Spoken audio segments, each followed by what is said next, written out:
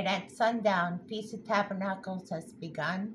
And this is a small rapture window that we could be looking at for 2024. T.W. Tram explains it really well in his Facebook posts. And I am going to read some of what he says. There are a couple reasons. In fact, I think he said there's 8 good reasons why that this could be the possibility of a rapture possibility. Let's go ahead and read on. The most joyous festival of God's calendar is the Feast of Tabernacles, begins October 17th and 18th.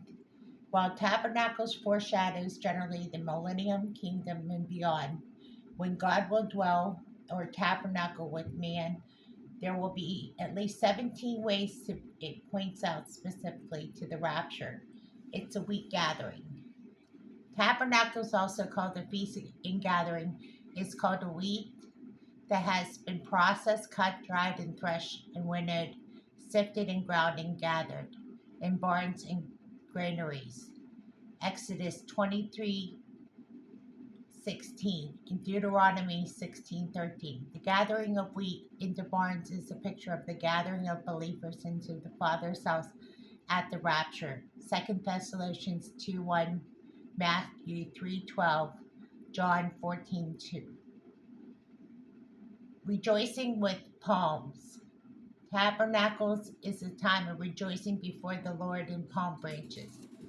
And that scene is actually described in the Bible, that we would have palms in the time of the gathering of the saints and those who would be in heaven when we are gathered together with the Lord. I'm just going to run through some things here real quickly. So, the newly raptured saints are rejoicing before the Lord in the palm branches, verses 9 to 12. What's more, it said that God would spread his tabernacle over them. The Feast of Nations. Tabernacle is also a Feast of Nations. A rapture is when people from every nation and tribe and people of language stand before God and God's throne. Revelation 7:9. Moreover, Tabernacles is celebrated by the nations throughout the millennium in Zechariah 14:16, indicating that it would be of special importance to the Gentiles. 4. The Wedding Covenant. Tabernacle is the law of the wedding covenant. It's read annually as a reminder of when the wedding covenant is consummated. 5. A 7-day festival. Tabernacle is celebrated for 7 days corresponding to 7-day bridal week. Genesis 29:27. The bridal week foreshadows a 7-year wedding celebration in heaven after the rapture. 6. The harvest is complete. Tabernacles is a harvest is complete. The Gentile Ruth married the Jewish Redeemer Boaz, a picture of the rapture when the harvest was complete. Ruth 2:21-23. And then number 7, full moon. Tabernacles begins at the full moon, signifying the fullness of the Gentiles. Romans 11:25. The full moon is also when the proverbial husband of good man Jesus returns. Proverbs 7:19-20.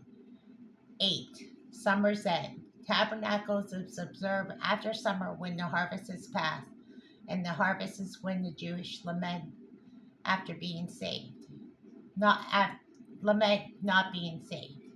And the harvest is past and summer has ended, and we are not saved. Jeremiah 8:20. Time of release is number 9. Tabernacles is appointed time of release of debt and forgiveness. Deuteronomy 31:10, Amplified Version. The rapture is ultimate release of the earthly concerns. 10. Sukkot. After departing in Egypt, the Israelites first camped at a place called Sukkot. The Hebrew word for tabernacles, Exodus 12:37. Departure of Egypt is a picture of the rapture. 11. New dwellings. Tabernacles is a Jewish remember how they previously lived in their temporary dwellings. Leviticus 23:42-43. The rapture is believers receive their new permanent dwellings and glorified bodies in the mansions in heaven. 1 Corinthians 15:53, John 14:2.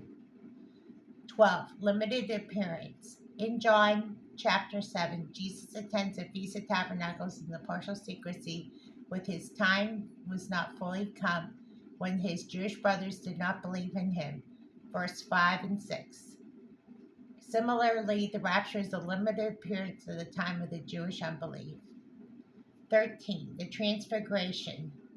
Jesus' transfiguration after 6 days occurred during the Feast of Tabernacles. Matthew 17:4. The Transfiguration is a 6-day foreshadows of the church's glorification after 6,000 years. And it goes on to say 14, the temple dedication. And this says the first temple was dedicated to God at the Feast of Tabernacles. The first temple of the church and the body of Christ will be dedicated at the rapture. Ephesians 2:20-2:22. Last trump.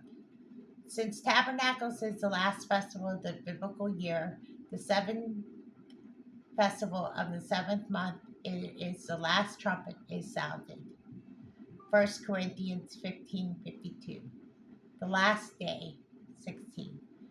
John chapter 16, John chapter 6 states 4 times that the resurrection will occur at the last day, and that says in John 6:39, 40, 44, and 54. In the following chapters, the phrase "the last day" is applied to the Feast of Tabernacles. In the last day, the great day of the Feast of Tabernacles, Jesus stood and cried, saying, "If any man thirst, let him come unto me and drink." John 7:37. 17. The 8th day. Tabernacles is the festival with a special 8th day to observe afterward in Leviticus 23:36. A number 8 signifies a putting off the flesh, a new beginning, a rescue from judgment. Genesis 17:12. 1 Peter 3:20. Theme to describe the rapture. So, in summary, conclusion, the Feast of Tabernacles is a time of ingathering, rejoicing with palms, of fullness and completion, Gentile celebration, transfiguration, temple dedication, Jesus appearing in part, the last trumpet, and the last day. Wow, that was a mouthful. So I think that we could see that in the next 7 to 10 days, this small window of time could be significant.